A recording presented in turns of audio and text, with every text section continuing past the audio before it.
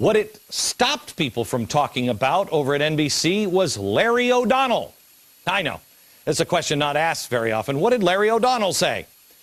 He's Olbermann's co-worker, fellow news anchor, the new hot lover boy over there. He said on Friday he's not a liberal. No. I mean, he could play it straight as an arrow on the air. What is he? He's not a liberal. This is what he said. I, Glenn, unlike you, I am not a progressive. I am not a liberal who's so afraid of the word that I had to change my name to progressive. I'm not either. Liberals amuse me. I am a socialist. I live to the extreme left. Right. The extreme left of you mere liberals. There you go. I'm sorry, can we play it again? Because you might have missed it. It was pretty subtle. Did you hear what he said? Listen to his political leaning. Liberals amuse me. I am a socialist. But didn't we just hear that there are no socialists? And I'm getting tired of saying that's a socialist mop. Wait a minute. Starting to unmask themselves. He's to the far, far left. He's going after progressives. They're not left enough. But listen to why he is going after progressives. Listen to this. Liberals are 20% of the electorate. Conservatives are 41% of the Rare electorate. honesty. Okay? So I don't pretend that my views, which would ban all guns in America, make Medicare available to all in America, have any chance of happening in the federal government. The only way you have a Chairman Barney Frank, there's only one way. That's by electing blue dogs. Okay. It's the only way Got you it? have a speaker.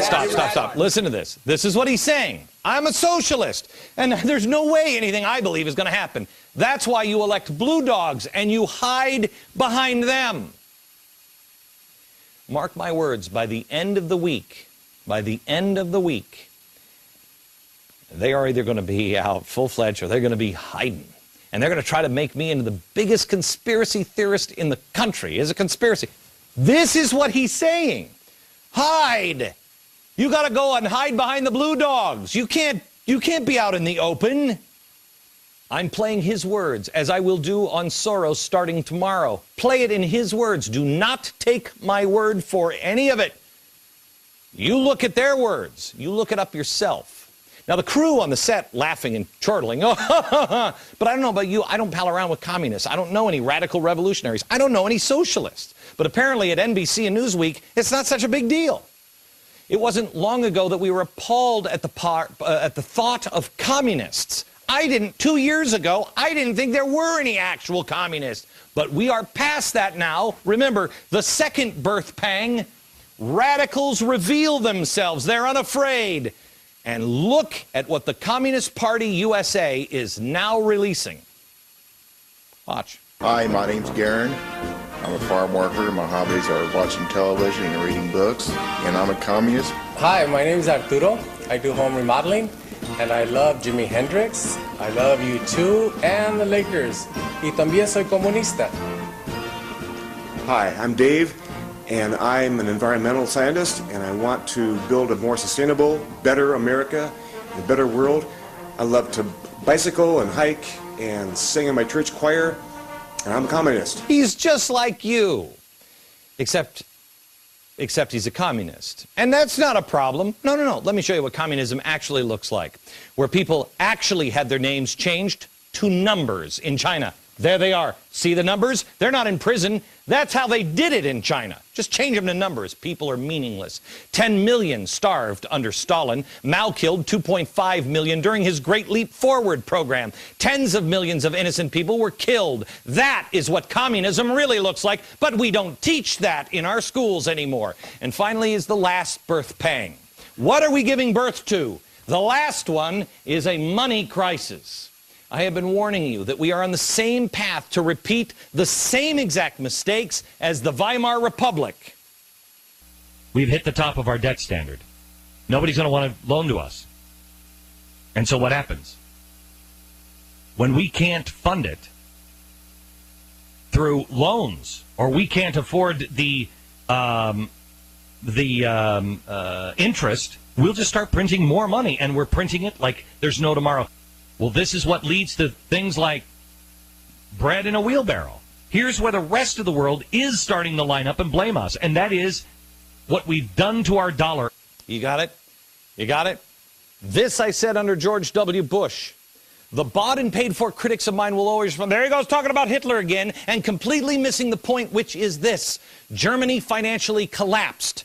That's kind of a historic fact, and it's kind of important not to glaze over that, isn't it? How did it collapse? Why did it collapse? What did they do?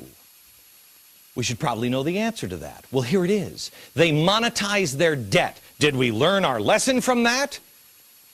Well, I'll let Tim Geithner and Ben Bernanke, under oath, let you know. Next. When I said on this program that we would monetize the debt, all of the experts said Glenn Beck's completely insane. Tim Geithner promised it during an interview. Never do it. Ben Bernanke promised it under oath that they would never monetize the debt.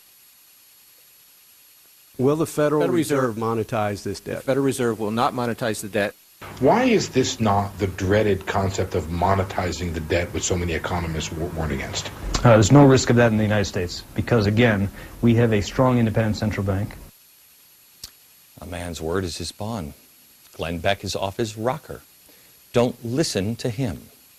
Oh, wait, what's that? Oh, it's an announcement from the Fed last week that they are monetizing the debt. Oh, and they're reinvesting about $250 billion to $300 billion more on top of the $600 billion proposed of monetizing of our debt. So it's nearly $1 trillion, but as Tim Geithner said, there's no chance of that happening in America. I also said that food inflation was coming. This is from April 2008. Listen. It's not that America is going to run out of food, because we're not. It's that food is going to get a lot more expensive, so now is the time to stock up, before the prices rise even more. Okay, once again, mocked. I can't tell you when things are going to happen. I have no idea. I can't tell you. I don't know even what we're giving birth to, although I have a feeling it's a new world order. I don't know when the birth date is. But here's what's coming, inflation. According to the NIA, National Inflation Association, I had these guys checked out 6 ways to Sunday. Joe, these are credible people. Credible people. This is unbelievable.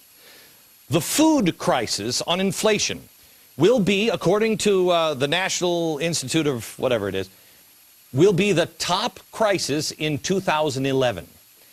According to them, we can see prices as high for 1 ear of corn, $11.43. 1 ear of corn.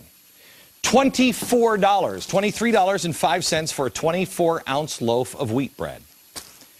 This, $62.21, 32-ounce packaged granulated sugar, Domino's. Milk, try this out for size. Hey, Mom, only $24.31 for a 32-ounce container of soy milk. Coffee, $77.71 for an 11.5-ounce container of Folgers Classic Roast coffee. Not according to me, according to inflation experts. How about this one? This is 15 fluid ounces.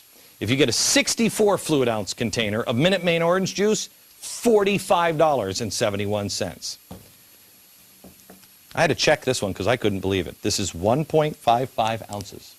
For 1.55 ounce of Hershey's milk chocolate, they say this could cost as much as $15.50. Welcome to your future of monetizing the debt. Of course, now I should mention that your salary is supposed to go right up with inflation. And if you believe that, I've got a bridge right here in New York. You let me know how that works out for you. What is the rest of the world saying about monetizing our debt? I told you that we were setting ourselves up to be the villains. Well, here is the Chinese finance vice minister. Here is what he said about it.